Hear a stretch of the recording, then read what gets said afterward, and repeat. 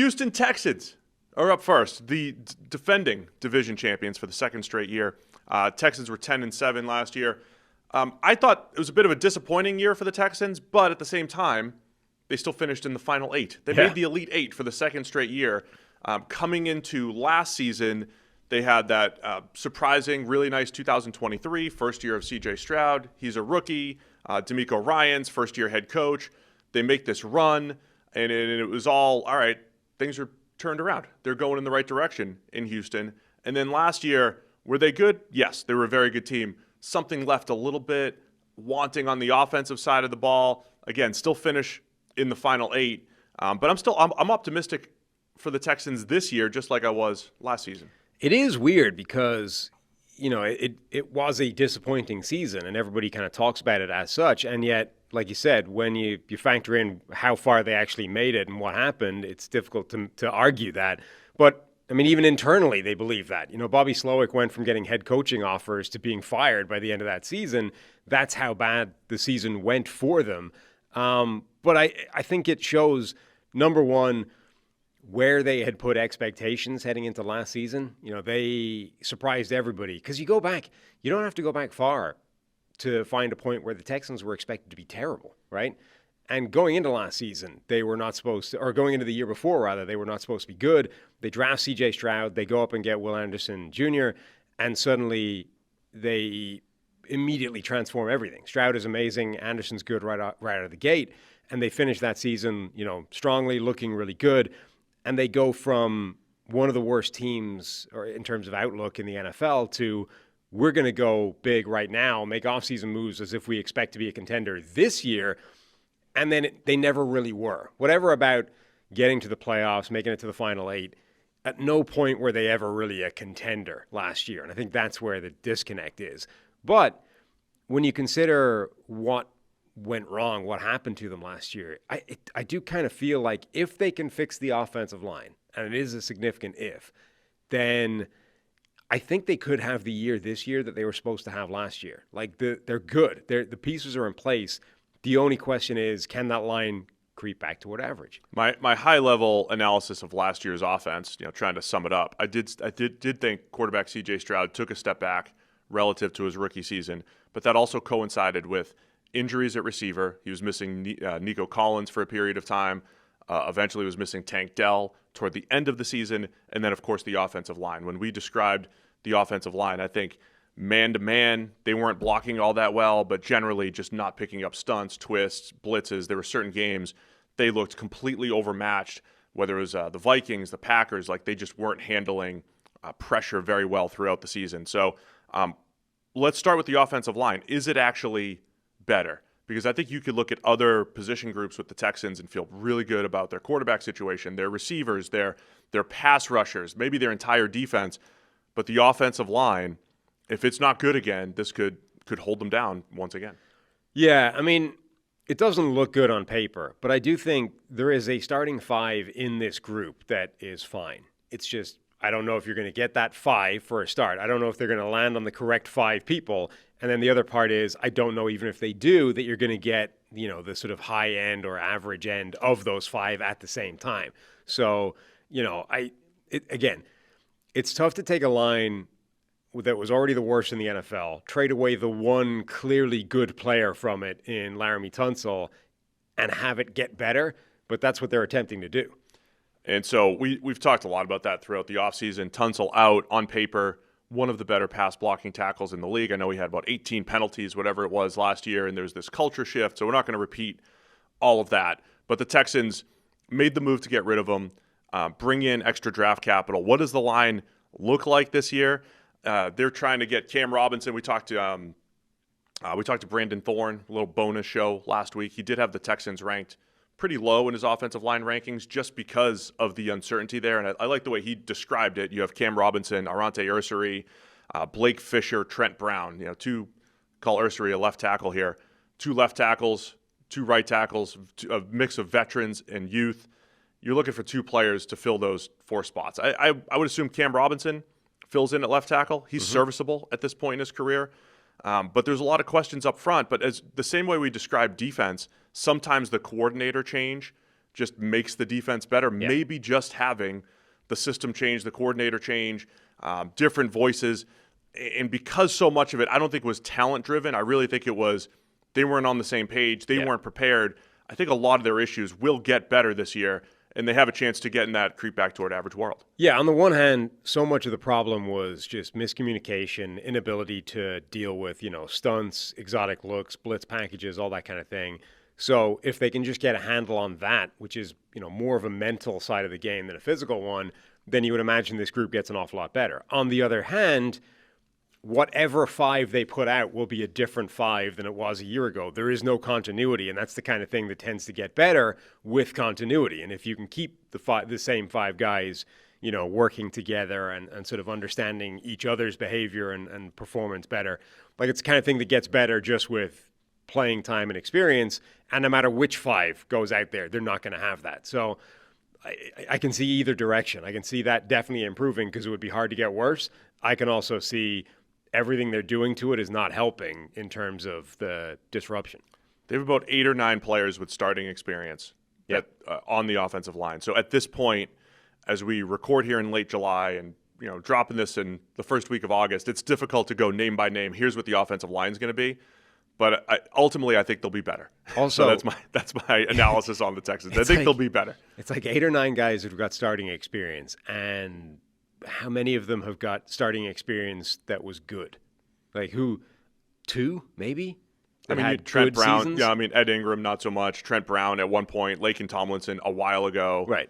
Titus Howard, yes, but it's been uneven. And probably not at the position he'll play. Right, it's been uneven depending on his position. And then Ursary as a second-round rookie doesn't have starting experience, but he's a second rounder. I should have said starting experience, or they were a second rounder as far as Blake Fisher and Arante Ursary. It's just, again, it's unusual. Their whole approach to the offensive line is strange. It's unorthodox. You don't tend to find a group where there is this much starting experience, but almost none of it is like plus level play. Like you find teams who, they get a ton of experienced guys who maybe at one point in time were all very good players, and it's just not now, right? You see that before. You don't tend to see a bunch of guys where it's like, we're going to covet experience of below average play. That's the thing. What we want really is a collection of as many people as possible who at most points in their career have played average to below average football. And that's the way forward. Well, they're throwing a lot of bodies at it. So I think there's a lot of strengths on this Houston team. I think the O-line is the biggest question mark. I'd say defensive tackle. We'll talk defense in a minute here. But the receiving group could be special. I think they could be special because Nico Collins, I'll let you rave about him in a second here. Nico Collins in 2023 absolutely broke out, and then last year continued it, but again, battled injuries. But I think he could do it all. Speed, size. They'll be missing Tank Dell this year. I don't know what you can count on from Tank Dell at any point this season, but I like a buy low on a Christian Kirk, and I love their 2 draft picks, Jaylin Higgins and Jaylin Noel, the 2 Iowa State receivers. We both we started hyping up Jaylin Higgins as like, are we sure this guy's a 3rd round pick? Are we sure this guy's a 2nd round pick? And we got to the point where we're like, are we sure this guy's not a 1st round pick? Should he be in the 1st round? They got Jaylin Higgins in the 2nd, and I thought Jaylin Noel absolutely would go in the 2nd because of his speed and quickness and that combination. So I think between those 2 Iowa State guys, they've got different types of options to get in there and complement Nico Collins. Hey guys, real quick, only 40% of our viewers are actually subscribed, so let's change that. Hit that subscribe button, and now let's get back to the action. Yeah, and the Texans effectively treated Jaylin Higgins as if he was a 1st-round pick with the contract they gave him. Like, they were the team that bucked tradition, gave him the fully guaranteed contract, which then held up almost the entire 2nd round in terms of contracts to be done because of this deal. Like, they basically went, well, we think Jaylin Higgins is effectively our 1st-round draft pick, so yeah, why wouldn't we give him this deal? We believe in him this much. It's like, okay, that's fine for you, but you just screwed up the entire 2nd round in terms of contract negotiation, which, I mean, like, why do they care? But it is interesting, like that I think is some indication of what they think of Jaylin Higgins. And I'm not ready yet to sort of say this group could be special. I mean, sure, it's theoretically within the range of outcomes, but anytime two of the top three theoretically are rookies, you have to at least say, I mean, we don't know yet what we're going to get from those guys. But I agree with you. Like, we loved both of those guys coming out. We saw last year at Iowa State, they also function really well as a combination. So it's not just two guys that you both like in isolation. Like, we already know they work well as a duo, adding to Nico Collins, who is a genuinely fantastic receiver already, and I think underrated. I mean, he broke out. He then became clearly one of the most dominant receivers in the NFL.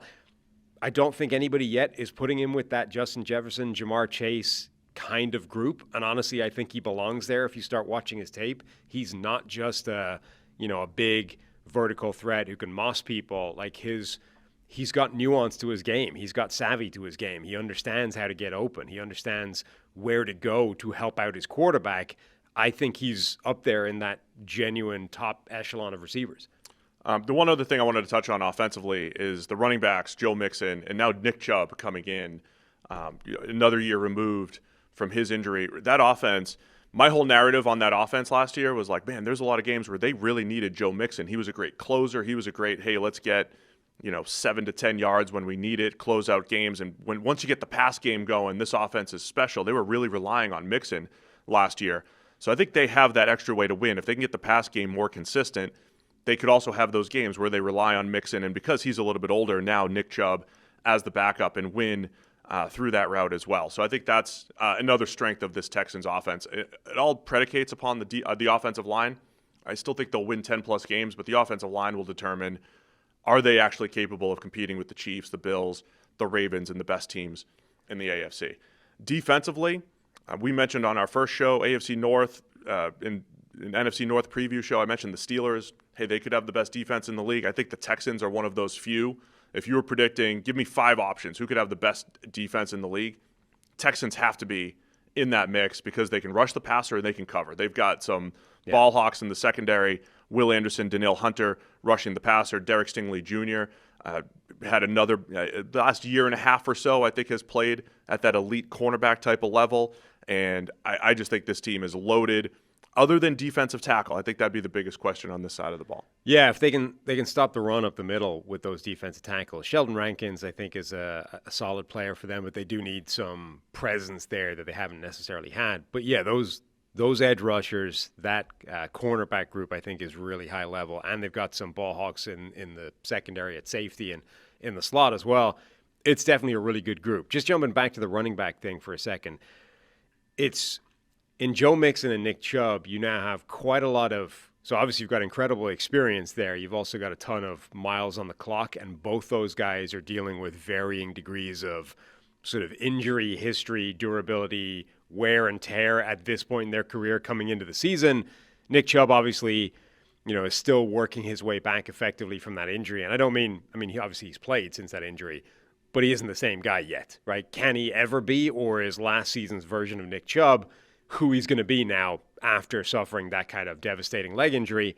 And then Mixon is, entering training camp with varying degrees of lower leg injury and has been, is not kind of good to go. Doesn't tend to play preseason anyway, so we're not going to have a good idea of what this backfield brings until we see it, in the regular season. So it's like right now it looks kind of interesting on paper. Joe Mixon, Nick Chubb, that's a great combination. There's a lot of experience, a lot of versatility, a lot of, every down ability.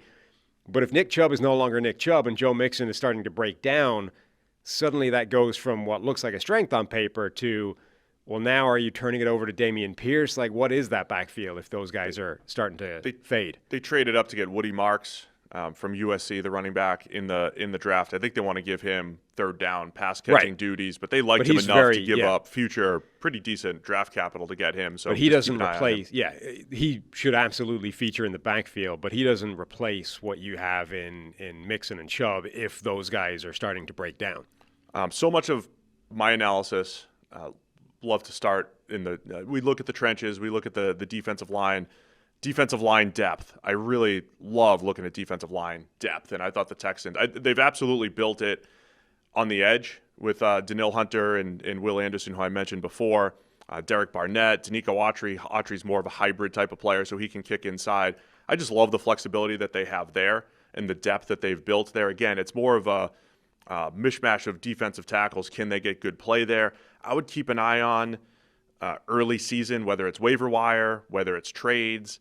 I'm not going to throw names out there specifically because we're talking about if teams are 2-6 and they have a good defensive tackle and it's the trade deadline, I think that's something Houston should be keeping an eye on. So that's the last place I would say they should be looking. If they could find the right defensive tackle, big nose, run plugger type, I think that would help, just add a different body up front. Yeah. They're built to play in sub packages. I mean, with guys like DeMeco Autry, with Mario Edwards there as well, they have a bunch of guys that are those sort of hybrid, interior edge rusher types. So they are designed to play in nickel defense, third and longs. Like, they are created to rush the passer and to screw up offenses on third and medium, third and long. And that secondary could be legit with Stingley, who I mentioned.